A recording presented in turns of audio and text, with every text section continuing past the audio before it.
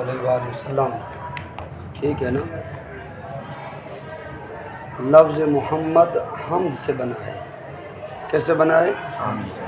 حمد سے بنا ہے۔ حمد معنی کیا ہوتا ہے؟ تعریف۔ تو یہ باب تفعیل ہے، حمدا یحمد تحمیدا فہو محمد وحمد یحمد تحمیدا فذاک محمد۔ یہ کون سا صیغہ ہے؟ اسم مفعول کا۔ محمد باب تفعیل ہے، معنی کیا ہے اس کا؟ بار بار جس کی تعریف کی گئی ہو۔ کیا؟ بار بار جس کی تعریف کی گئی ہو، وہ محمد صلی اللہ علیہ وسلم۔ اور حضور صلی اللہ علیہ وآلہ وسلم وہ ہستیاں ہیں جن کی بار بار تعریف کی گئی ہے۔ حضور صلی اللہ علیہ وآلہ وسلم حامد بھی ہیں، محمود بھی ہیں، محمد بھی ہیں۔ آپ کا اسم گرامی حامد بھی حمد سے بنا ہے، محمود بھی حمد سے بنا ہے، محمد بھی حمد سے بنا ہے، ٹھیک ہے نا؟ تو آپ حامد بھی ہیں، محمود بھی ہیں، محمد بھی ہیں اور احمد بھی ہیں۔ احمد بھی حمد سے بنا ہے۔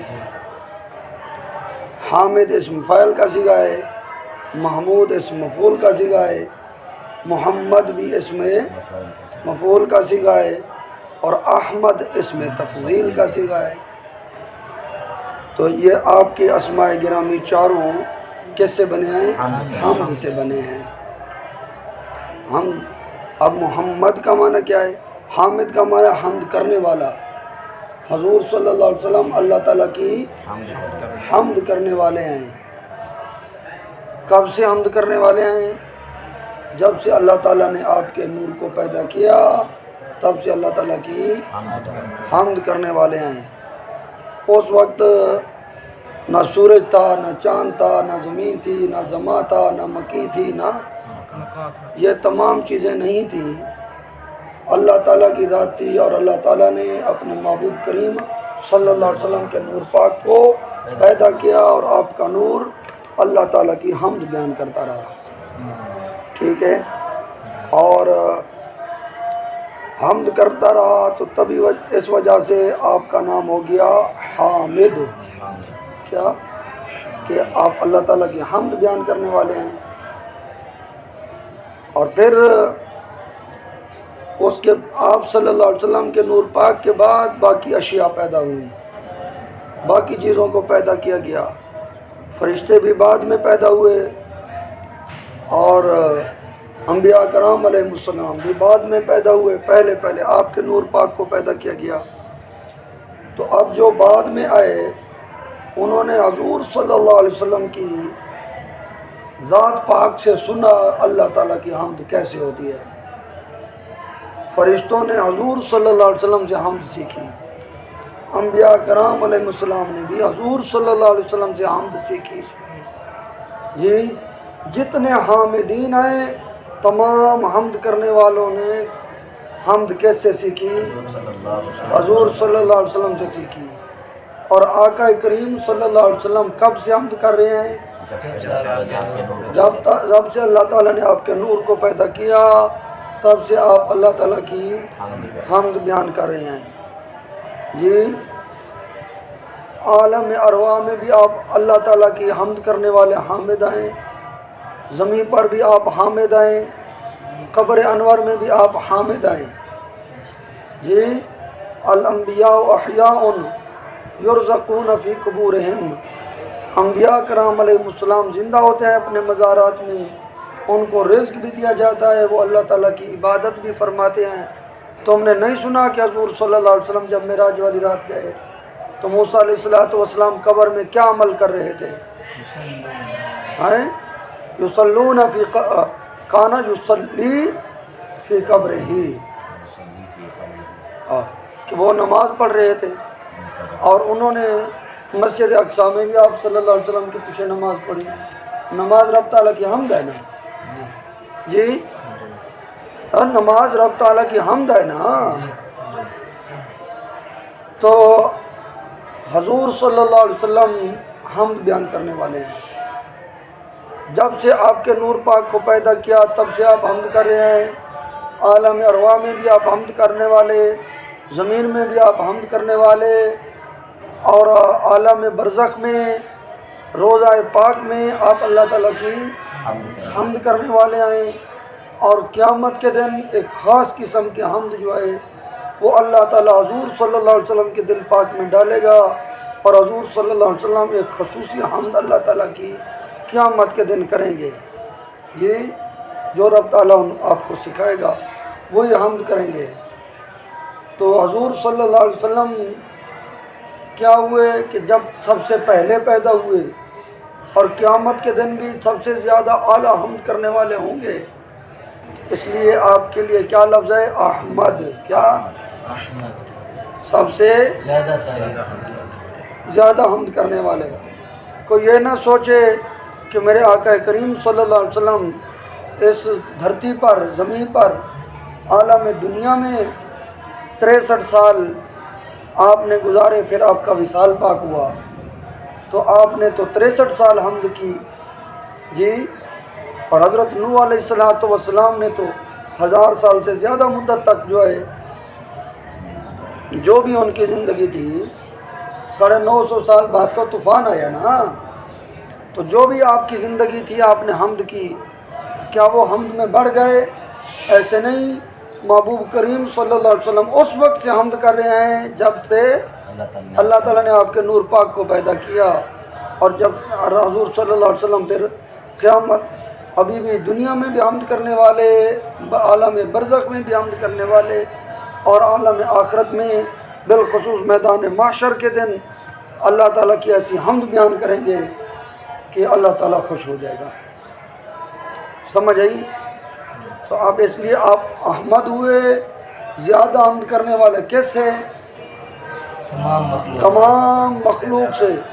فرشتے بھی حضور صلی اللہ علیہ وسلم کی حمد کے برابر، ہم آپ کے جتنے حامد ہیں اتنے نہیں ہو سکتے۔ انبیاء کرام علیہ السلام وہ بھی حامدین ہیں، اللہ کی حمد کرنے والے ہیں اللہ تعالیٰ کی، لیکن حضور صلی اللہ علیہ وسلم سے کم ہے، زیادہ نہیں ہو سکتے، ٹھیک ہے نا؟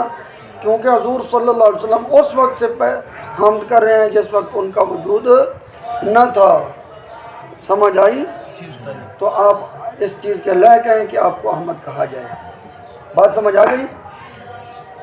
صحیح سمجھ آئی بات؟ احمد کہا جائے۔ پھر دوسری بات تھوڑی میں نے پہلے عرض کی، اس بات کو سمجھو۔ حمد تمام حامدین نے کیس سے سیکھی؟ حضور کریم صلی اللہ علیہ وسلم سے سیکھی۔ تو جو کسی کو کوئی چیز سکھا دے یا کسی سے سیکھ کر کوئی بندہ عمل کرے، کیا اس کو ثواب ملتا ہے یا نہیں ملتا؟ ملتا ہے یا نہیں ملتا؟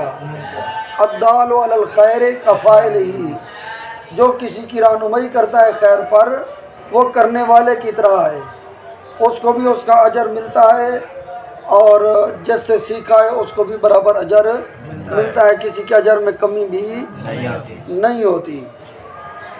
تو بات سمجھ آئی؟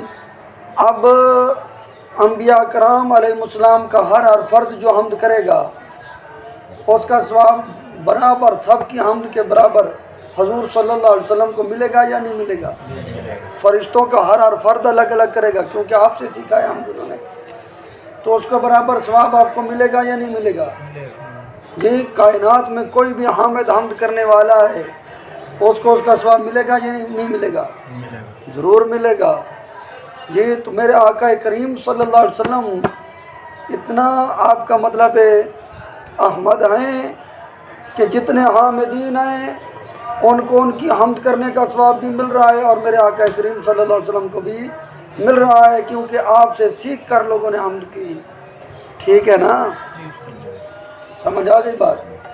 اور یہ مسئلہ امام یوسف نبہانی رحمۃ اللہ علیہ نے لکھا ہے کہ اگر استاد ہے، استاد نے شاگرد کو قرآن پاک پڑھایا تو شاگرد کو قرآن پاک پڑھنے کا ثواب ملے گا، استاد کو بھی اس کے برابر ثواب ملے گا، لیکن جو استاد در استاد ہے اس کو ڈبل ثواب ملے گا، پھر اس سے اگلے استاد کو 4 گنا زیادہ، اس سے اگلے استاد کو 8 گنا زیادہ، پچھلے ساروں کے پڑھانے کا ثواب اس کو ملے گا نا۔ تو اس طرح اب 1400 سال گزر گئے، اسی کو صرف لپیٹ لو تو میرے آقا کریم صلی اللہ علیہ وسلم کی بارگاہ میں اگر کوئی بندہ ایک قرآن ختم کرتا ہے تو آپ کی بارگاہ میں کتنے ختموں قرآن کا ثواب پہنچتا ہوگا؟ مثال کے طور پر بات سمجھ آ گئی؟ جی استاد جی۔ تو آقا کریم صلی اللہ علیہ وسلم سب سے زیادہ حمد کرنے والے ہیں، اس لیے بھی آپ احمد ہیں، اور آپ کی مطلب ہے سارے حامدین کی حمد کا ثواب ان کو بھی مل رہا ہے اور میرے آقا کریم صلی اللہ علیہ وسلم کو بھی مل رہا ہے کہ کیونکہ سب نے حمد کرنا آپ صلی اللہ علیہ وسلم سے سیکھی ہے۔ ٹھیک ہے نا؟ وَالْآخِرَةُ خَيْرٌ لَكَ مِنَ الْأُولَىٰ، آئے دن آپ کا مرتبہ مقام بڑھتا جا رہا ہے۔ سمجھ آ گئی بات؟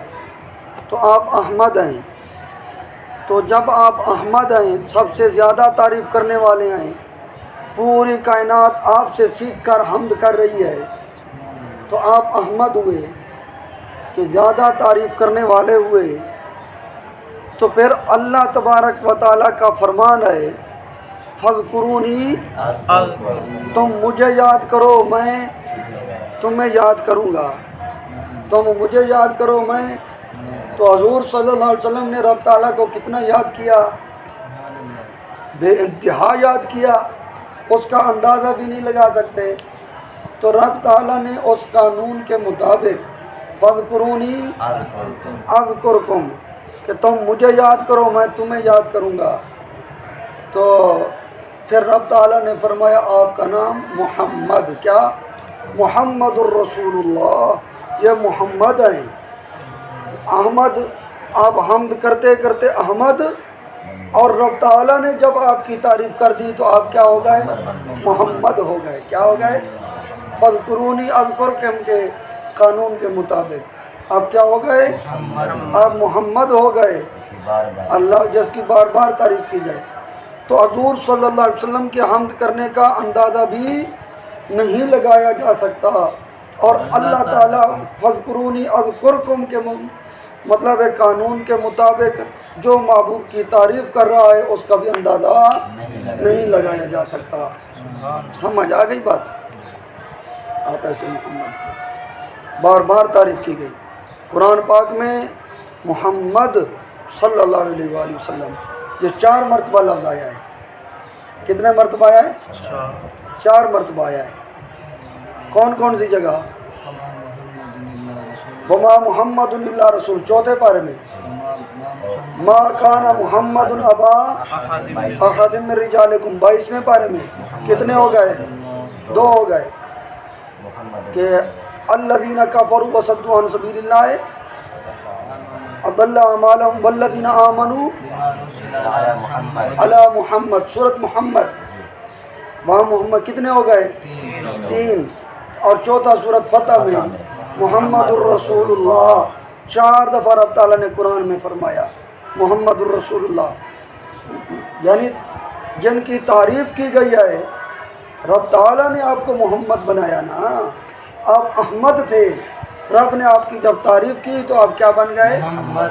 محمد بن گئے۔ کیا بن گئے؟ بات سمجھ آئی؟ اب پوری کائنات آپ کی تعریف کرتی ہے نا، ہر لمحہ اذانیں ہو رہی ہیں، کوئی ایسا وقت نہیں ہے جس وقت میں اذان بند ہو جائے۔ پوری دنیا میں آپ کا نام بلند ہو رہا ہے، آپ کی تعریفیں ہو رہی ہیں، محفل میلاد بھی ہو رہے ہیں، سیرت النبی صلی اللہ علیہ وسلم کے جلسے بھی ہو رہے ہیں۔ جی آپ صلی اللہ علیہ وسلم کی بارگاہ میں لاکھوں بندے نہیں تو فرشتے تو موجود ہیں نا جی، وہ صبح و شام کیا کر رہے ہیں؟ درود و سلام پڑھ رہے ہیں۔ دنیا اربوں کی تعداد میں دنیا درود شریف پڑھ رہی ہے حضور صلی اللہ علیہ وسلم کی ذات پاک پر۔ آپ کی تعریفیں کر رہی ہے یا نہیں کر رہی؟ آپ کے فضائل بیان کر رہے ہیں یا نہیں کر رہے؟ بڑی مخلوق بیان کر رہی ہے، لیکن ساری کائنات ساری قیامت تک تعریف کرے وہ ایک طرف، اور اللہ تعالیٰ کا ایک دفعہ قرآن میں آپ کا ذکر فرما دینا وہ ایک طرف۔ کیوں کہ پوری کائنات حادث ہے، ختم ہونے والی ہے، اور اللہ تعالیٰ کا کلام کیا ہے؟ قدیم ہے۔ کیا ہے؟ اللہ تعالیٰ کا کلام قدیم ہے۔ تو حادث کہاں اور قدیم کہاں کوئی حادث قدیم کا مقابلہ کر سکتا ہے؟ تو قرآن تو اللہ تعالیٰ کا کلام قدیم ہے، اللہ تعالیٰ ایک آیت ان کی شان میں نازل فرما دے، ساری کائنات کا تعریف کرنا ایک طرف، اللہ تعالیٰ کا ان کی شان میں ایک آیت نازل کرنا ایک طرف۔ پھر رب نے ایک آیت نازل نہیں کی، کئی آیتیں نازل کی۔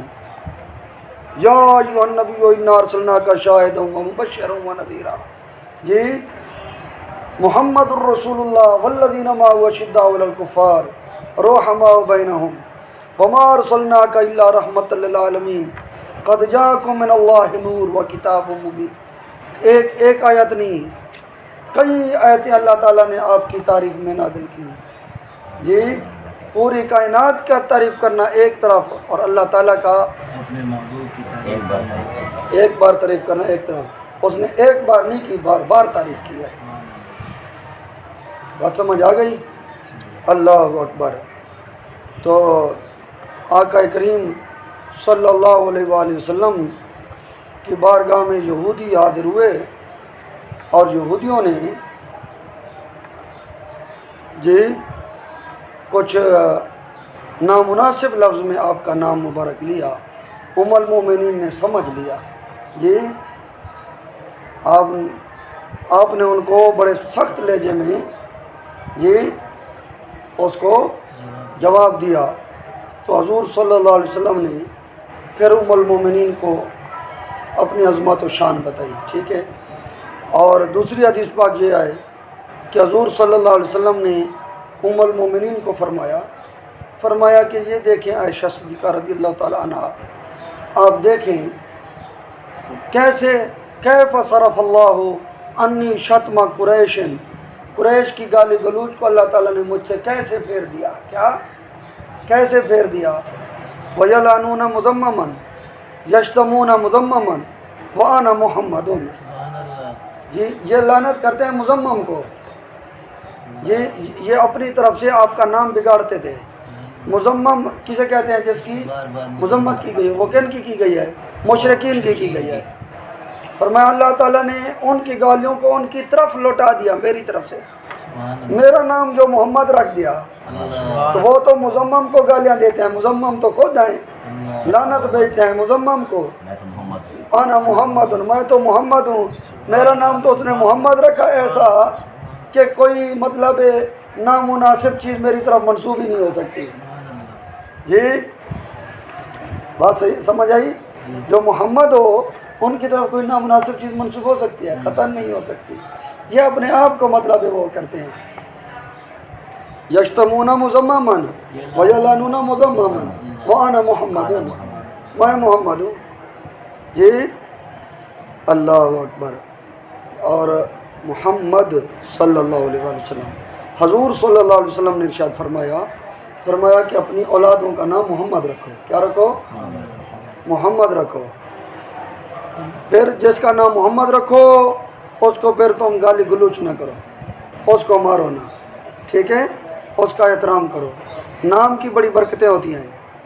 اور ایک حدیث پاک ایسے ہے کہ قیامت کا دن ہوگا، نادا مناد من السماء، ایک اعلان کرنے والا اعلان کرے گا، یا محمد قم فادخل الجنت بغیر حساب، یا رسول محمد صلی اللہ علیہ وسلم آپ تشریف لائیں اور آپ جنت میں جلوہ گری فرمائیں۔ تو کیا ہوگا؟ جتنے محمد نام والے ہوں گے وہ یہ سمجھیں گے شاید مجھے کہا گیا ہے، سارے سمجھ آئی جمپ لگا کے کھڑے ہو جائیں گے، بھئی ہمیں تو بڑا خوشخبری والا اعلان ہو گیا ہمارے لیے، اور جن کا نام محمد ہوگا، صحیح ہے؟ فَبِكَرَامَتِ اسم محمد صلی اللہ علیہ وسلم لا یمنعون، حضور صلی اللہ علیہ وسلم کے نام کی عزت اور کرامت کی وجہ سے اللہ تعالیٰ ان میں سے کسی ایک کو بھی منع نہیں کرے گا۔ ٹھیک ہے نا؟ چلو بھائی سارے چلو جنت میں چلے جاؤ، نام تو تمہارا محمد تھا نا، جی ہمارے محبوب کے نام پر تو نام تھا، ہم تمہارا کام نہیں دیکھتے، تمہارا نام دیکھ رہے ہیں بس۔ جی یہ منہ والے تو منہ ہے نا، جی دینے کو منہ چاہیے، دینے والا ہے سچا ہمارا نبی۔